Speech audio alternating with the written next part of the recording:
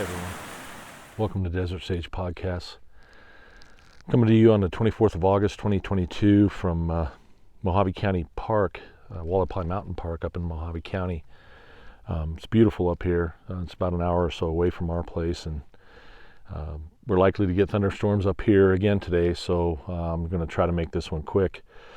In the last walk and talk, I spent the entire time talking about consciousness in the human mind, how consciousness works, how the human mind works, and how the human mind has been manipulated and how it can be, the amygdala had been hijacked.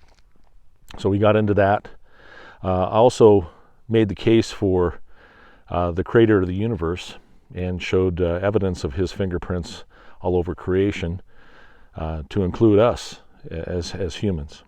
So if you haven't caught on by now, those of you that have been in the judicial system, the criminal justice system, either as a police officer, JAG in the military, or defense prosecuting attorney in the civilian world,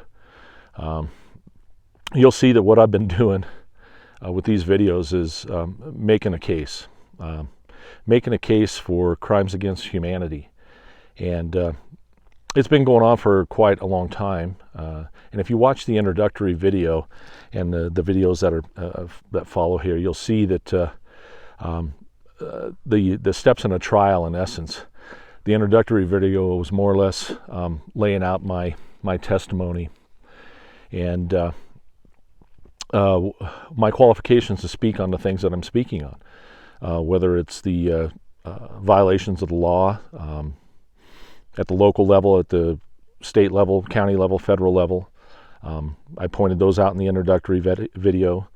I made the case for violations of natural law in the introductory video. I've made the case for natural law itself versus man's law. I outlined the difference between principles and law in episode 2, part 1. So I'm making a case, and you get to be part of this trial that is taking place here. This trial of crimes against humanity. You get to play both the role of the victim, since you're part of humanity. You also get to play the role of the suspect, since you're part of humanity. There's some complicitness on your part if I haven't already spelled that out in my introductory video and my quote-unquote opening statement, if you will, about the current condition of humanity, which is slavery, and how it's driven by the illegitimate belief in the authority of government on one hand, and the blind belief of religion on the other hand. They're both religions, folks. Both religions. One's illegitimate belief in the authority of government, the illegitimate belief in the morality of government. Let's just put it that way. Government is immoral, and it only exists through coercion and violence. And if you would recognize in the introductory video and throughout, I've been laying the latest example as the COVID fraud that's been projected on humanity, and made the case for the lies and the case for the immorality of what the federal government was doing, what the state government was doing, what the county governments were doing, and what the city at the local level was doing. They had no legal authority to do what they were doing. They masked it behind mandates and orders and things of that nature. But they also, I laid out the case through my testimony in front of the city council and others, that they had no moral authority to do what they did either. No legal authority, no moral authority. The city, in their proclamation, was relying on an ordinance, an antiquated ordinance that gave them the authority during natural disasters, floods, things of that nature, to impose a curfew on businesses and things like that for certain hours of the night and day. And that was it. The but they dressed up, legalized, used legalese to dress up proclamations to make it look like they had the authority to do what they did. The county, same thing. They used an antiquated nuisance abatement ordinance as their authority to close businesses, give the health department authority to close businesses. So I made that case as well, and they had no authority to do that. I made the case that both truth and morality were being destroyed, and that's what the cause of our freedom was. And in the introductory video, in terms of our complicitness, our own ignorance, apathy, and cowardice, and I used the allegory of the Wizard of Oz, the Tin Man, the Lion, and the Scarecrow, and how our own ignorance, knowledge of natural law, and knowledge of how the human psyche works, which is what these dark occultists have. You know, those people at the top of the pyramid that I talked about, the 1% or less of the people, these bloodline ancient occult psychologists, have this information. And oh, by the way, that very small percentage of people, I made it clear too, I made the case for them, they're not hardwired like us. In essence, they're not human. They don't have the care. They're psychopaths in essence, and do not possess care. They're just not hardwired with a conscience that you and I are, the ability to determine right from wrong. We talked about consciousness in episode, or in the walk and talk, and we talked a little bit about it in episode 2 too. We've been talking about consciousness throughout this podcast series, and I laid the case for the fact that humanity is in a very low vibratory state of consciousness by design. Our education system isn't failing, folks. It's doing exactly what it is designed to do, and that is to raise generations of people who are obedient to authority and make good workers. That's it. That's it. Beyond that, unless you're in one of those bloodline families I talked to you about and are privileged enough to go to Ivy schools, places like Princeton and Yale, and where Skull and Bones and some of these other occult organizations exist, that education system's doing exactly what it's designed to do.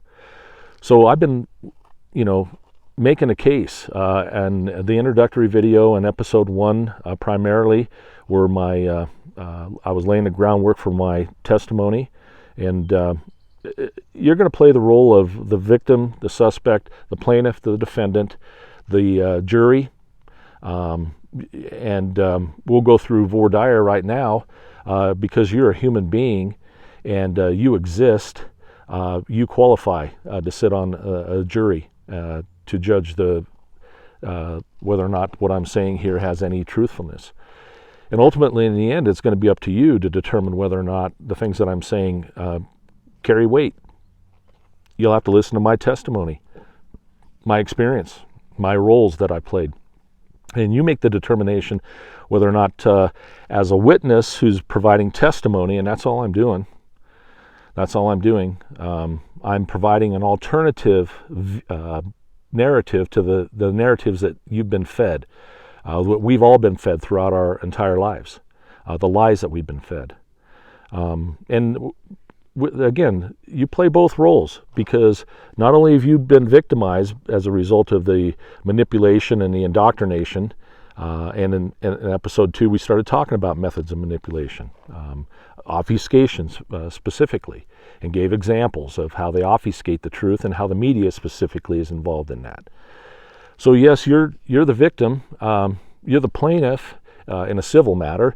In a criminal matter, you'd be the defendant, but you're also guilty. You also are playing, or not guilty, but you're also playing the role of the suspect and the defendant. So you have some complicitness in this as well, by your ignorance, your apathy, and your cowardice, your willingness to ignore the truth, the fact that we've been lied to, and that government, there is no legitimacy in the authority of government. It has no moral authority at all. And we talked about natural law being God's law, the creator of the universe. And I made the case for the creator of the universe, made the case for natural law. But the blind belief on the other side here, religion, it's one thing to claim to be a Christian. It's another thing to really get into the esoteric understanding of what the message that Christ was saying. So if you've been spoon-fed everything that you know, that you believe, you don't know, and that's the problem. Belief is the absence of knowledge. You don't know. You've been told these things. You've been told to trust the experts, the white coats, the lab coat people. You've been told that, and you've been indoctrinated and manipulated into believing that these people have some authority. They have rights that you don't have, special moral privileges that you don't have as government and as religion. And we excuse, the behavior, things that we would not allow any other person, you or I, to get away with. We provide moral excuses for government and for religion to get away with these things.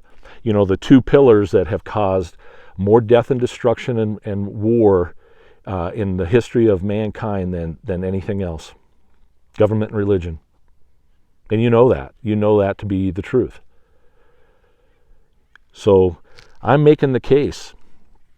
I'm making the case for crimes against humanity, violations of natural law. I'm making the case of your own complicitness, our own complicitness as humans in this. I'm making the case for the master manipulators, the occult, the dark occultists. And this has been going on for generations, folks. Yes, in the past, we've had benevolent kings and queens and emperors and pharaohs and Marcus Aurelius. You can go down King Solomon. We've had good kings, and we've also had some horrific, terrible kings. The kingship and monarchies, and they've all been hijacked, just like government ruled by many has been hijacked. And I laid out the case that these people are not in charge. They have no power nor authority. They're not calling the shots. You know it, I know it. And this is just another way to politicize or polarize people into that left brain, right brain, master-slave think mentality, and to keep you in that low state. And that's what the COVID fraud's been all about. It's been a tremendous mind fuck is what it's been, folks. They played on your emotions, and they understand how to manipulate your intellect as well. And that's what's happened. And now they're starting to backpedal. You see them in retrograde now on the whole COVID issue. Everybody from the CDC down now, Fauci's resigning. You got local government people here now saying, government shouldn't have the authority to shut businesses down after all. I heard some of our county commissioners squawk that stuff recently. So, they're in retrograde, and it's by design, but don't think this is a lull in the storm, because it's not. It absolutely isn't.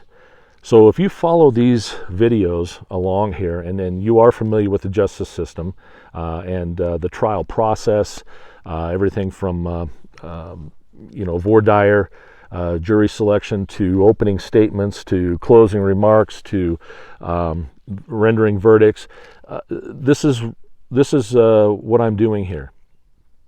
And I'm doing it primarily because of my background in law enforcement. I'm trying to reach law enforcement people and military people. So if you're a JAG, or you're a military police or law enforcement, you're involved in the military justice system, Code of Uniform Code of Military Justice, or you're on the civilian side in statutory law. And if you think about the term statutory law, what is a statute? A statute is a representation of the real thing. You have statues of famous people. They're representations of the real thing. Well, statutory law is a representation of the real law of the universe, which is natural law. It's not man's law.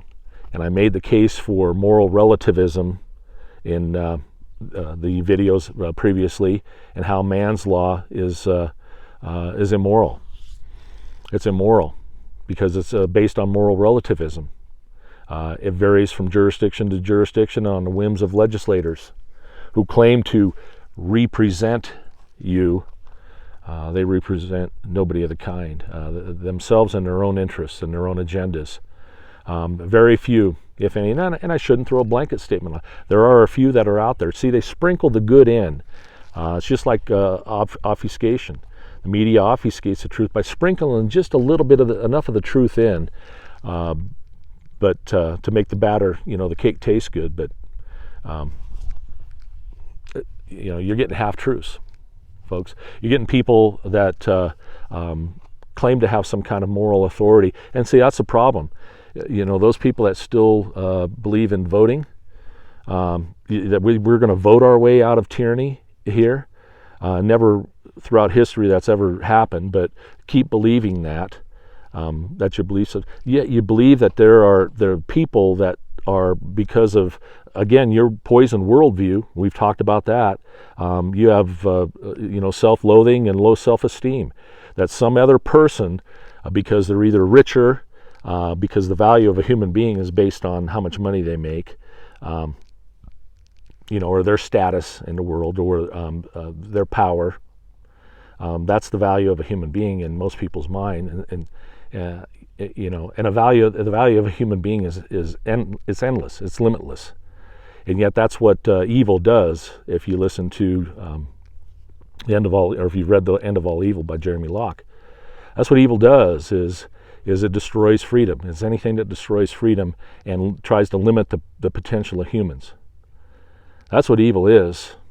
And most people have, the biblical version of what evil is, and the devil and all of that. And I've laid out the tenets of Satanism, everything from solipsism to moral relativism, egoism first, or then solipsism, moral relativism, social Darwinism, and then down to eugenics. And I made the case that, and I've made the case in the past, that most people who claim to be Christians truly practice a satanic belief, and they don't even know it. They're moral relativists. They believe that their religion, their church, their denomination, whatever, is the only truth that exists, and there is no other. And in many religions, particularly Christianity in the past, they're willing to kill because of their beliefs. So, what I'm trying to get people to do here is to challenge your belief systems. Where did you obtain them from? So if I say something that pisses you off and you feel that twinge, that anger rise up in you, or that condemnation or that loathing you have for me because of what I said, I'm holding up a mirror. Challenge your beliefs. Why are you pissed off? Where did that come from? Now, you may not have to do it right, while you're watching the video, but take some notes. Why did you get pissed off? Where do your beliefs come from? Why do you believe what you believe? Take the time to challenge it, folks. That's the only way that you're going to discover truth. All I'm here is just somebody providing information. I'm just a witness providing testimony. That's all. I'm no guru. I'm not any of that. All I'm doing is somebody providing testimony into what I've seen and what I know. So you decide whether or not you want to be part of this trial process, and I hope you will. I hope you keep an open mind and consider the things that I'm saying here. Anyway, thank you for your time. Thank you for listening. This is going to be a short one because I have thunderstorms following me in here. So I hope you enjoyed the scenery. I certainly do. I'm going to try to change it up on occasion. It's too hot down at my house right now, which is why I got out of here. So anyway, thank you again for listening. I hope you hang in there. I hope it all starts to, I'm providing some clarity for you. It will get better as it goes along. Trust me. You start from the beginning though. I recommend that you start from the introductory video, and you'll see exactly what it is that I'm doing here. So in any case, take care, freedom, truth.